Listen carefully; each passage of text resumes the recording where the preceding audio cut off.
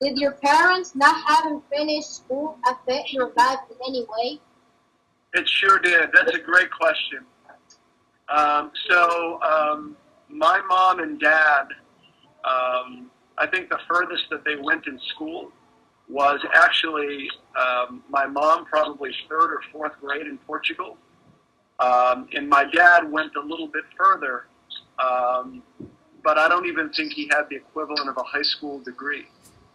And the way it affected me was actually pretty interesting because they didn't have much education, but they valued it more than just about anything else. I remember going home from school every night, and it was either my mom or my dad that really would push me to talk about education. And so that gave me an incentive. But here's what was, I think, the hard piece that I want all of you to think about.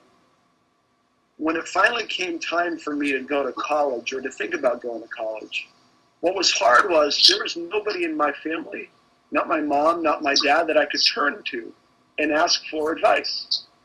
There was nobody around me that I could turn to and say, you know, as I think about where to apply and what courses to take, what should I do? And so this is something for many of you, and I don't know, obviously, everybody's history, but because many of you, I'm assuming, will have the opportunity to really to go and do things that other people in your family have never done, I just want you to ask as many questions as possible. Find people in your hometown, they're in Newark, who can be role models. Find people, whether it's in your family or in your neighborhood or in your school or wherever, who've gone to college, who've gone further.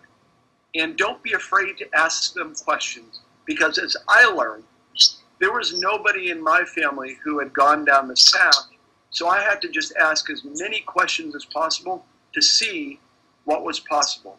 And I was very, very lucky that I had some mentors, some people who took an interest in me, who had gone to college, who had gone to graduate school, who had become lawyers, and who knew what it took. And so they were able to really help me.